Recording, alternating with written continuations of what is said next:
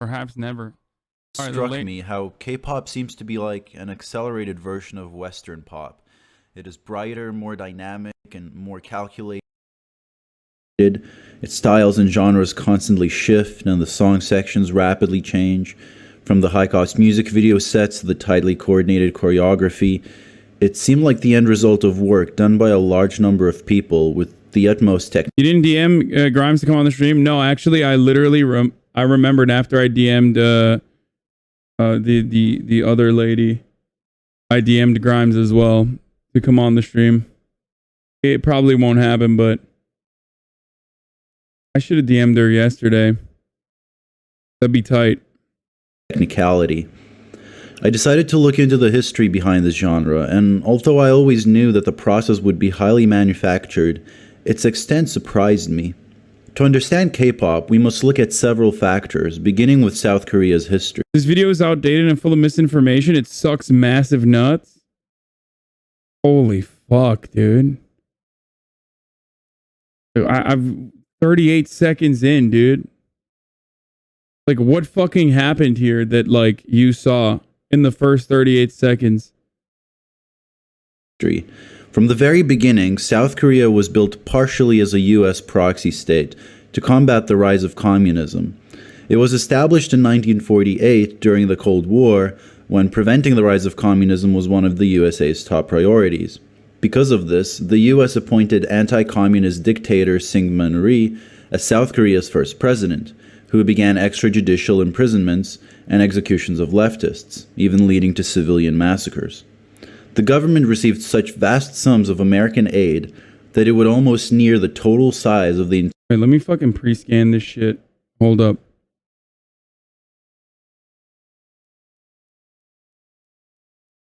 There was nothing there, luckily, but the frame afterwards, it did show a body.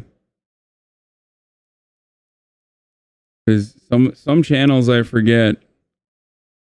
What?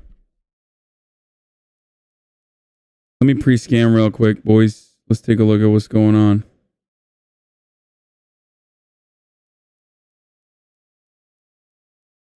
It doesn't seem like anything bad after that. Yeah, the rest of it is just K-pop videos. Okay. In a coup. Being an anti-communist dictator, Park Chung-hee was supported by the US as well, and continued South Korea's political repression against leftists. The US especially increased their economic and military aid because of South Korea's alliance with the US in the Vietnam War. 6 days after Park Chung-hee was assassinated, another dictator, General Chun Do-hwan, took over, and facing national protests, enforced martial law, leading to... I'm just going to be safe on the historic stuff. Another civilian massacre. It was only in 1988, following nationwide protests against the government, that South Korea finally enacted democratic reforms and held presidential elections. These were won by Roh Tae-woo, making South Korea a liberal democracy, which led to a liberalization of South Korea's culture. This history relates to K-pop in three ways: an increase in South Korea's wealth, strict media censorship, and few workers' rights. Because of the dictatorial nature of South Korea's history before this, there was almost no thriving pop industry in the country until the 90s, which explains the lack of documented South Korean record labels founded earlier than the 90s.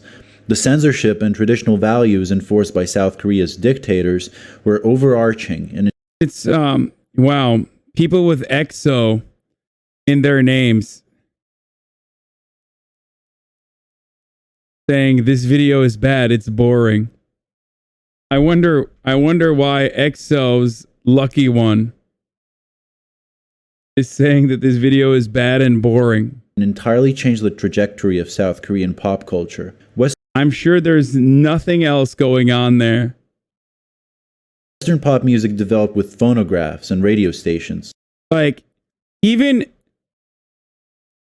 great chatters like EXO's Lucky One, okay?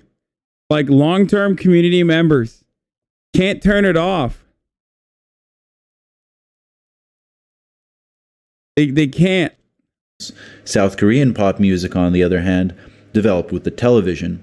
Until the 90s, South Korea had only 2 TV channels, which meant they essentially had a monopoly on the country's popular music. Because of its development in television, South Korean pop music has the focus on looks, fashion, and choreography that we see up to this day. The music segments on those TV channels were known as the star system. The broadcasting station would provide studio bands, choreographers, music arrangers and conductors, lyricists and songwriters, and dance groups, and then require the star to sing on stage with them. Because the TV channels had a monopoly on pop music, pop stars would have absolutely no control over the creative process. The songwriting, the choreography, the production would all be chosen for them. This is another aspect of South Korean pop music that we see up to this day. What we know as K-pop now really started in the early 90s, when, with the advent of the internet, South Koreans became familiar with Western pop culture.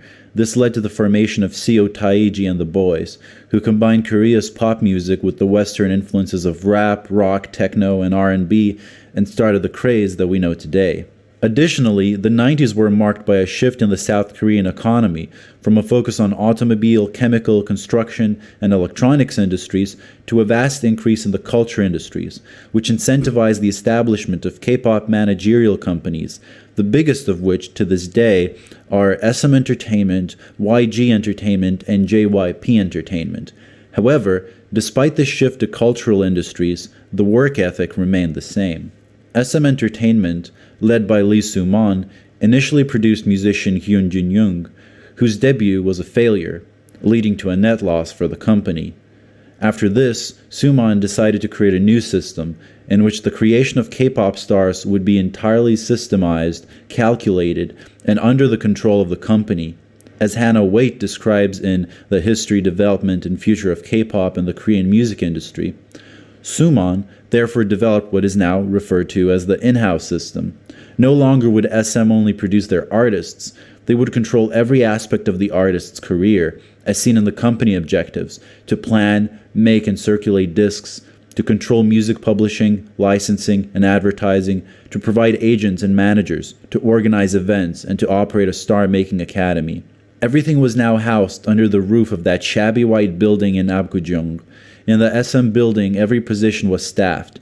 Lyricists, songwriters and arrangers, recording engineers, managers, agents, choreographers, design coordinators, image consultants, dance, vocal and acting instructors, marketing executives, and of course, the CEO and founder himself, Lee Soo-man.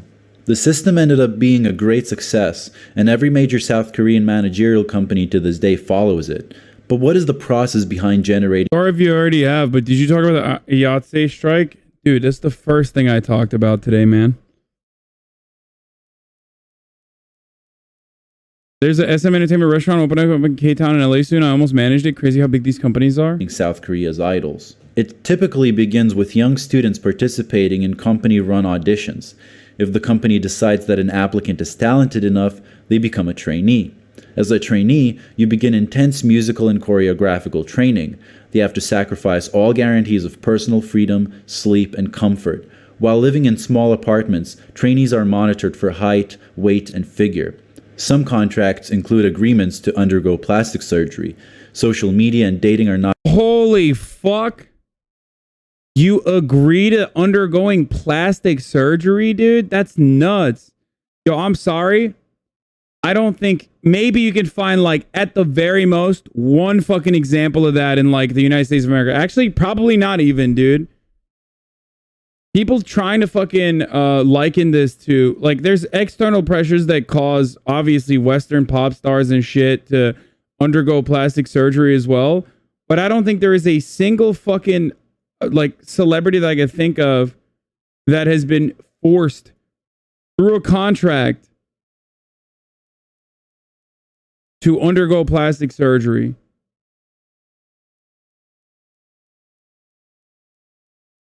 Or even like fucking change your hair and stuff like that. That's wild, dude.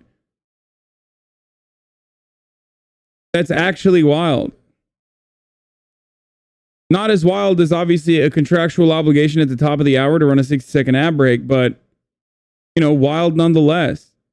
And of course, there are still ways, even when that ad break comes, there are still, of course, ways to avoid said ad break, right? For example, subscribing. Whether it be for $5 a month or for free with a Twitch Prime, that is. Or if you don't want to subscribe, you can use an ad block or a VPN, but Twitch Prime is free if you have an Amazon Prime account that you've stolen from someone. But the contractual obligation remains. Here's the 1 minute ad break now. Not allowed. Several hours of singing and dancing classes have to be attended every day, all while attending school. The training period can last up to 5 years, sometimes even more, and at absolutely any point, the company can drop you without a second chance if you do not live up to their standards. It is not only musical and choreographical capabilities that are tested. Trainees are often deliberately put down, hurt, and discouraged to test their mental endurance. Stories of abuse abound. Trainees have been forced to stand in line in front of a scale where their weight would be announced for everyone. People whose weight had not gone down from last week would be bashed. Idols are forced to decrease their calorie intake, often leading to long-lasting eating disorders. Idol Jay Park has revealed that he was systematically abused during his training period, being hit for accidentally messing up lyrics or dance moves. Once a trainee is selected to finally become an idol, the struggles do not end. The intense schedules persist. The group Infinite was reported to have no furniture in their living room to make space for nighttime dance practice. There are images of idols sleeping on the practice floor or of being half awake while waving at fans, as well as countless videos of them fainting from exhaustion while on stage. The contracts they sign as trainees have long-lasting effects, as they often have to repay their debt for the cost of singing and dancing lessons, their wardrobe. K-pop girl says, this video is much, much better. Please give it a chance. The video is titled, You're Wrong About K-pop, a video essay. I wonder what kind of video this is, dude.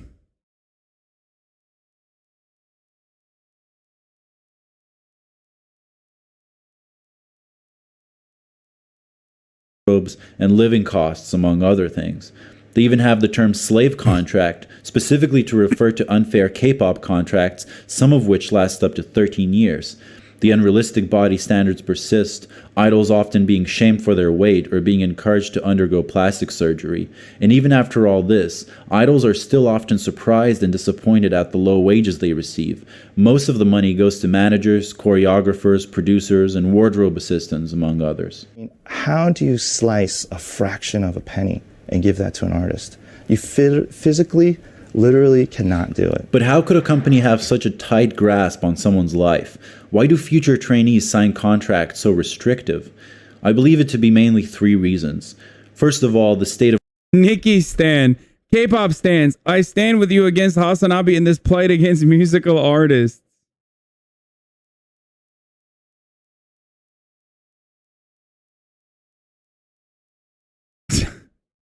This is why this community is fucking hilarious, okay? This motherfucker went and like changed his name to Nikki Stan just so he can make this one joke. With no fucking, like, with no guarantee that I'm gonna read his dumbass name or a dumbass joke. I mean, he was right. I did end up reading it. Of workers' rights in South Korea. In 2007, South Korea's minimum wage was 3,481, which is barely more than $3. The state of labor unions is dire. Businesses often hinder union activities without being sanctioned by the government. Some companies set up so-called yellow unions, which are... There's some stuff about that in the fucking Squid Games too, by the way. ...are not independent and do not meet standards for collective bargaining. Other companies design union-busting measures or hire private security firms to harass union members. Often, South Korean businesses rely on hiring temporary workers, who they are not required to provide insurance benefits to, and fire full-time workers to save costs. Even after the intense education that the majority of South Koreans go through, they still find difficulties becoming financially stable, and so they, as well as their parents, look for any chance to be like, we are going to back down, you are on your own, always. Find a better life.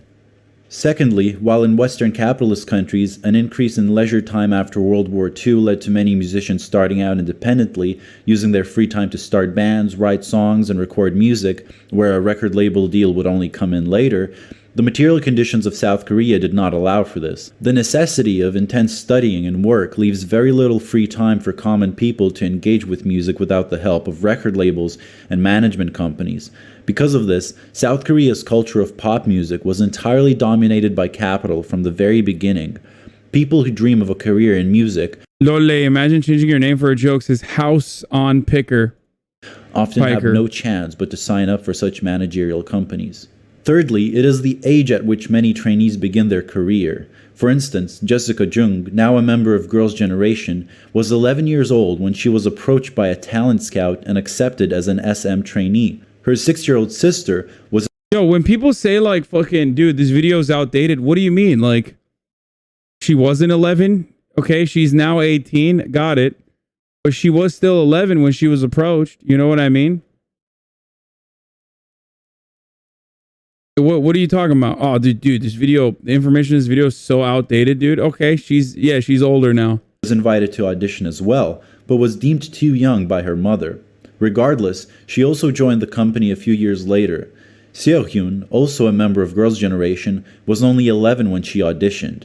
When asked to sing a song, the first song that came to her head was a nursery rhyme. This shows just how young a lot of trainees are when they begin their career.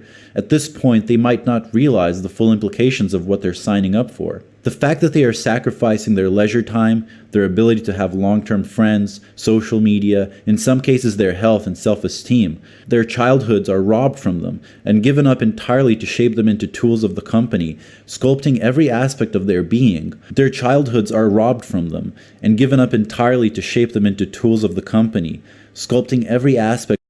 It means that the industry did used to be bad and it has since gotten much, much better, but this video doesn't talk about that. I mean, he's talking about how bad the industry was, and this is a video from 2017. I don't know why the fuck you're freaking the fuck out over a video that is 4 years old at this point, dude. And also, the industry is probably, you know, when he's talking about like the history of the industry from fucking 4 years ago, just because it's like better now does not change the reality that it was bad back then. Of their being, not just their singing and so you're agreeing it's outdated? I don't know enough to see whether it's outdated or not, but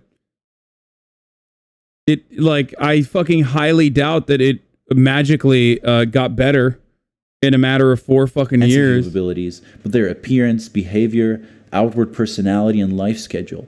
In a heartbreaking moment on the South Korean show Big Brother, the lead singer of Girls' Generation, Taeyeon, was asked which traits of her she would like to be passed on to her children. The other band members immediately suggested that it would be her voice, but Taeyeon, after some thinking, disagreed.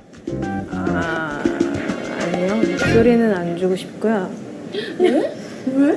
목소리를 좀 가수로 할 테니까. 가수는 안 돼요. 목소리를 좀 가수로 할 테니까. The fact that Taeyeon wouldn't want to wish her own life upon her children as a famous and admired idol which she worked for almost her entire childhood and teenage years is telling. You might think that trainees, having to spend years living together and practicing together, develop healthy and lasting friendships, but for the most part, the system hinders this. You're getting very close to the K-pop stan cognitive dissonance breaking point.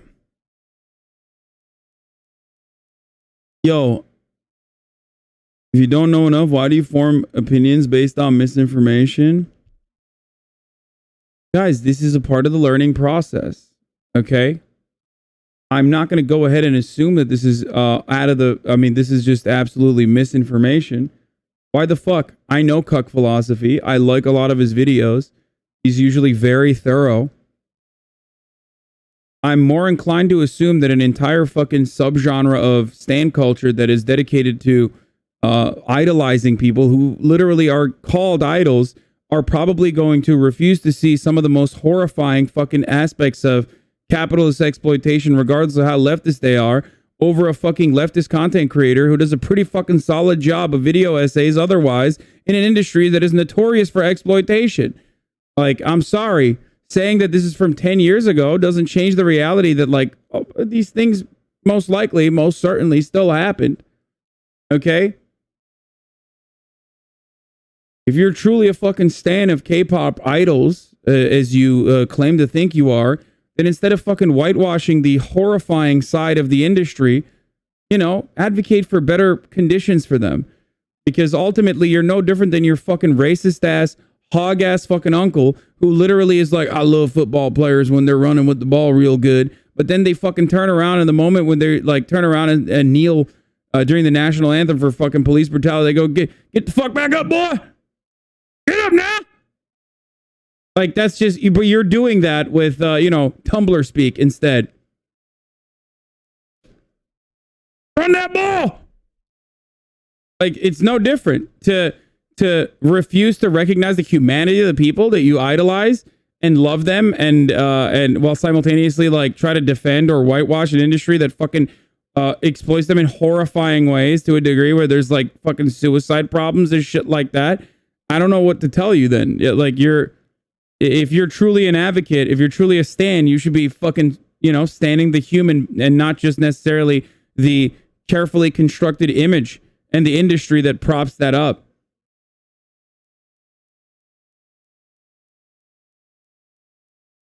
Trainees, being in danger of being dropped by the company at any time, must adopt a competitive attitude and can never be certain of the future of their friendships. Seohyun of Girls' Generation, talking of a previous trainee friend, recounts. She was training to be in Girls' Generation with us, so for 5 years she slept, ate, and practiced with us. For 5 years we had the same dream and we had no doubt that we were going to be in the same group. For 5 years we worked hard together as trainees, and after our showcase we were convinced that we were going to be in the same group. But people at our agency always told us, don't get too close to each other. I thought, why are they saying that? They told us, what if you aren't in the same group? You shouldn't be too close to each other. I thought, that's not going to happen. We're definitely going to be in the same group. We have the same dream. But after our showcase, the members who were going to debut were chosen. I looked at the list of names, and my friend's name should have been there, but it wasn't. Rather than being happy that I was debuting, I was so sorry to my friend that I couldn't even talk to her. After the decision was announced, I couldn't even look at my friend's face. I was preparing to debut, and she was still a trainee. Since I still had to go to the practice room, I would see her. I couldn't even look her in the eyes because I was so sorry. One day, my friend grabbed my hand and took me to the bathroom. She looked at me and started to cry, and we cried together. We didn't say anything, but we knew how the other was feeling. So we kept crying while holding hands. Honestly, we cried like that for several weeks. The company has no regard for the emotional traumas it causes, for the family-like dependencies it creates. Just open the video you have in the tabs, dude. No one is saying we don't see the bad, but you're literally overblowing the bad. Check the other video you have in the tab there by Baby Gang. Yeah, dude, let me just watch fucking pro K-pop misinformation instead. How about that? Dude, I don't understand why you're like watching a video that's like criticizing K-pop. Instead, you should watch a video made by a K-pop stan that actually defends against all of that stuff. Overblowing suicide, dog. That's fucked up. Overblowing dating contracts. Overblowing plastic surgery contracts. So overblown. It's just a little bit of fucking child labor, dude. What the fuck's wrong with you, you know? Stop overblowing the exploitative elements. If anything, you could at least say something along the lines of like, wow, you fucking Western chauvinist pig. You don't give a fuck when this happens in Western civilization. Well, I've already mentioned that, however. It's never to the same degree of exploitation. It's not as systematic as it seems to be in the K-pop industry. And not only that, but I also am extremely critical of like fucking child labor practices in the United States as well. So you don't have anything there either. Creates only to break them, for the terrible mental health that a lot of its trainees have to endure. Once the contract is signed, the trainee has no say in any decision-making process. After the creation of this highly effective in-house system, another problem rose up: piracy. As it became increasingly common to illegally download music for free, the next development for managerial companies was to connect their idols with commercial products and saturate the media. In addition to already being singers, dancers, actors, and TV personalities, K-pop idols now... Child stars in the US are systemic, just saying. Never to the same degree as this, dude. You're nuts. I mean, I've talked about the horrifying nature of 360 contracts, how exploitative that shit is. I've talked about how, child pageants are fucking psychotic and should be abolished. I've routinely talked about how fucked up child actors are from an early age. But to assume that like it's on the same level is insane. If you turn around and say Britney Spears' conservatorship, for example, well, yeah, that's such a fucking edge case that like it became a matter of national news for months. Like literally for months, it became a matter of national fucking news. That's how That's how much of an edge case it is in comparison to like that seems like a fucking K-pop contract, you know? Britney Spears' conservatorship literally feels like a idol contract with respect to like what some of these things have in them. Now became advertisers. Yeah, and Michael Jackson and the Jackson 5 is a great example too. It's a great comparison, but again, so many people, literally so many, not even so many people, like everyone recognizes and talks about how fucking horrifying that was too. Appearing in commercials for everything from water purifiers to fried chicken. Conversely, K-pop music videos themselves became advertisements for external products. Even more than before, the importance of appearance rose above that of reality. Because of this, K-pop ended up influencing not just pop music, but advertisements, consumer products, movies, TV shows, fashion, and all of these things would end up influencing K-pop in turn. This feedback loop created an entire culture that was mainly run by just 3 managerial companies. As Hannah Waite says, with a firm hold on the Korean domestic music economy, these 3 companies are able to manufacture culture in Korea, defining what the masses deem to be popular, and as a result, what they spend their money on. They create their products, Korean idol stars, in accordance to what their consumers want, but in turn are able to define exactly what the end product will be, thus manipulating what the consumers want into what they have already created. All respect, I thought the exact same things as you, but what he's talking about are extreme and sad edge cases. He's misrepresenting the entire industry on those cases. This is so saddening to listen to because I feel you're not getting the point at all, and I genuinely adore your stream so much. You're treating everyone who's telling you this is overblowing. The issue is that we're saying the industry does nothing wrong. The industry's fucked up, yes, but not half as fucked up as these videos portray to Western audiences.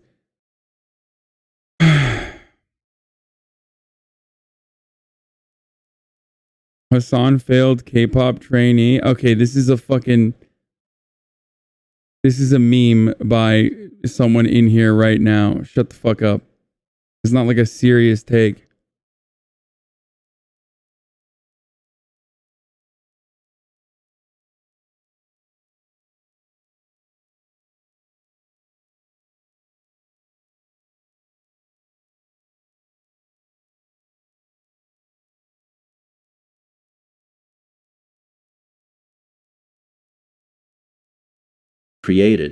This reminds one of Baudrillard's analysis of signs in consumer society. The commodities circulating in a market gain their significance not from their inherent qualities, but from their relations with each other, to the point where no reality exists outside of these relations.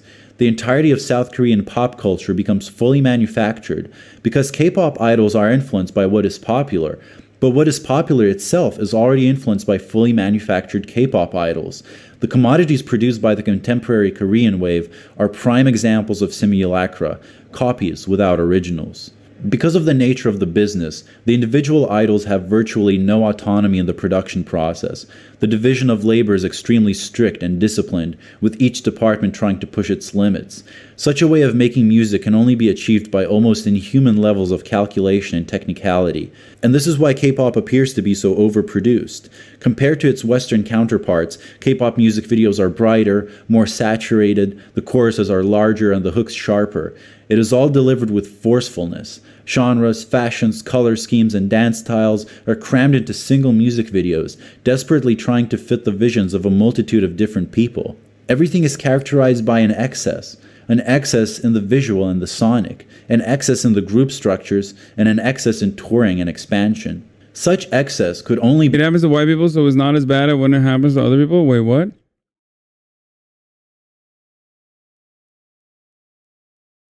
Be built on inherent contradictions.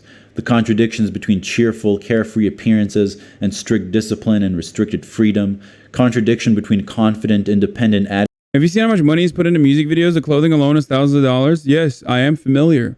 There's a lot of product placement that happens in that situation as well. The difference is, and I'll use this as an example with like the Chinese streaming industry, right? You have a similar way of like training people to become streamers in China. Now look at the fucking American streaming industry. In China, they've streamlined that fucking process to a goddamn T, where it's not even, I don't know how controlling it is, but as everything I've seen from the Chinese streaming industry is like completely streamlined, there's like so much training that goes into it. They're literally crafting you as a person, and you don't really have a lot of say on what goes on in your life. Whereas when you look to something like the United States of America and the streaming industry here, we're literally self-selecting. Obviously, there's like additional privileges and advantages that factor into it that help people get ahead. But to say that like those two industries are similar to one another in how they are constructed is insane. You got XQC, Soda Pop, and people like myself. And on the other hand, you have people who have like been brought in or hand selected that have been training to portray themselves a certain way their entire fucking streaming careers. Okay?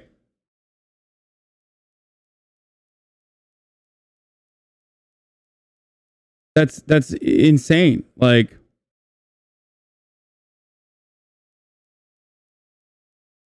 it's like saying, well, there's Beats product placement in a fucking rap video, and that's the same as like literally building an entire fucking music video around like a new kind of clothing or car.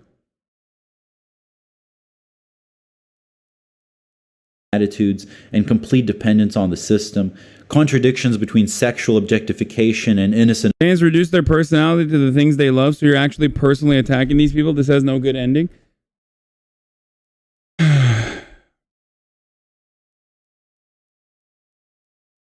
What about TikTok hype houses? TikTok hype houses are like the American way of trying to do that, but ultimately it's still a fucking disastrous failure.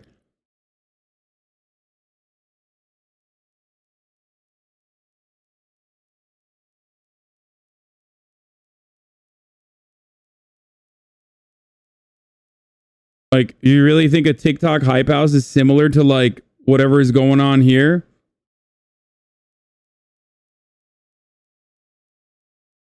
And appeals to traditional South Korean values, contradictions between outward friendship and the system's. Or you're just digging your heels about something you haven't actually learned about.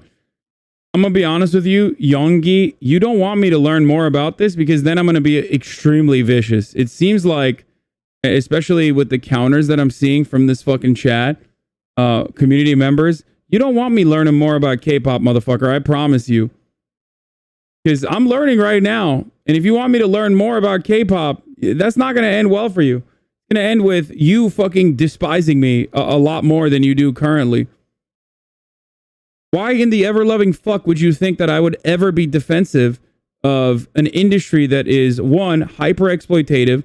It's like an international fucking genre that is capitalism on overdrive. I don't despise you, bro. Well, you will if you fucking keep talking about how little I know about K-pop.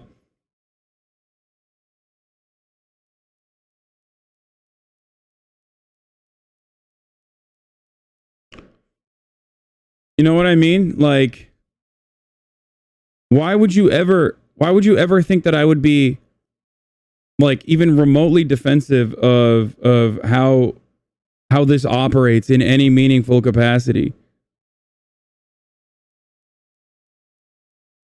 100% if you learn more, you would back down at least a little. I fucking doubt it, dude. That's insane.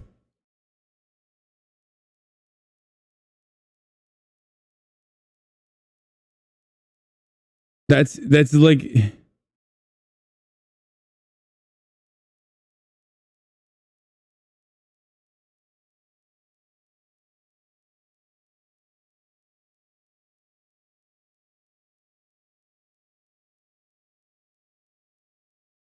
Not gonna end well for you. Still millions of followers. That doesn't mean anything, you fucking idiot.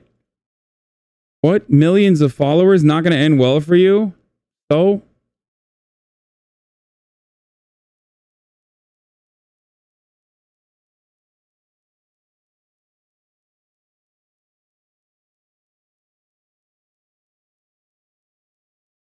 I see these artists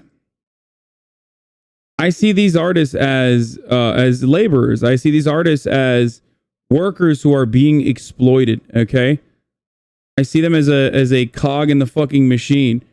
But if you unironically think that like K-pop stans don't recognize something here, I think, and that is that like I'm not against these people that we're seeing on the screen. I'm against the entire fucking industry that has churned them out into behaving this way and has like reduced every part of their fucking existence to being able to sell whatever kind of product that they're shilling. Okay? You motherfuckers would be understandably up my asshole if I decided to just like get a fucking Facebook sponsorship. You know what I mean? And tomorrow I was just like, this stream has been brought to you by Facebook.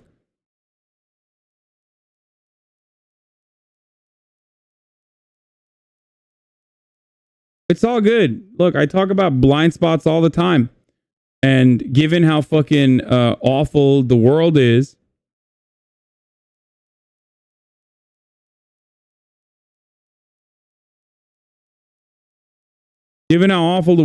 like, you know, this kind of commodity fetishization is like one way to escape. And because you tie everything back to that fucking commodity consumption, you tie your entire personality back to that. When I criticize an industry, you feel like I'm criticizing a part of you, something that you absolutely love. And now you're looking for different ways in your mind to try to cope with that by saying, oh, he's only doing it because these people are Korean. Okay? He's not doing this because, you know, for some genuine reason. He's only doing this. He's not seeing that like the Western, he's not seeing the exploitation in like Western music or in the industries. Well, that's not true. I do see it. I'm not even saying you should stop listening to their music, by the way. I don't give a fuck, dude. But it's kind of weird to like, you know, portray yourself as a leftist and then completely throw any sort of fucking consideration to the very same people that you claim to love and idolize out the door.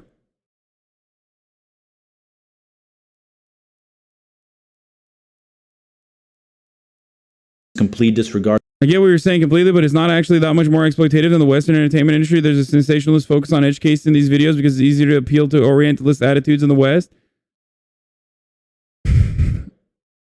Okay, man.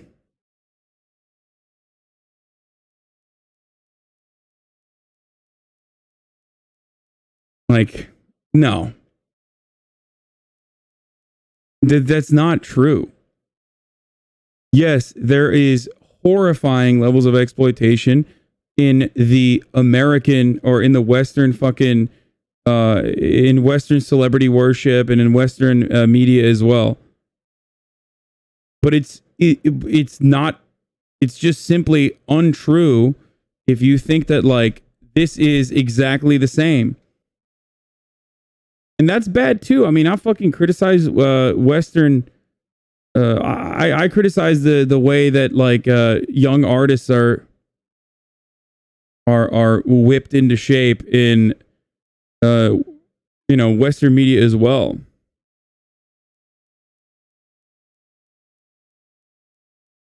You shit on American exploitative practices in all sectors 8 days a week, but the only time you said the U.S. might be less exploitative, still exploitative than on another non-Western country's practice, all of a sudden you're absolutely wrong. Yeah, I mean, that's nuts.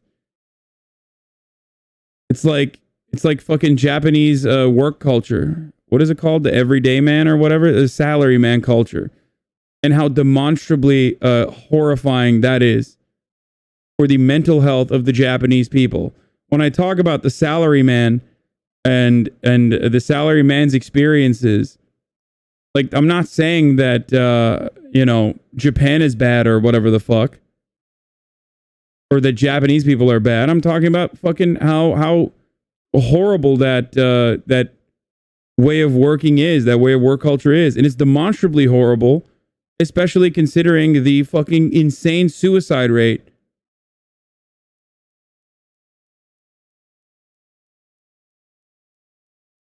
Apart from human relationships.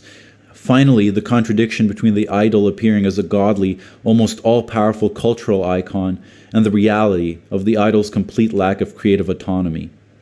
Knowing the suffering that underlies K-pop's bright and glamorous appearance makes it almost morbid. It reveals the absolute incongruity between capitalism's appearance and reality. The material basis that underlies pop music this excessive could only be inversely bleak. What the managers of K-pop succeeded in doing is replicating the kind of work ethic that you would find in sweatshops or 19th century industrial labor and applying it to the music industry. Perhaps nowhere else in mainstream music will you find pop stars so openly characterized by complete disposability.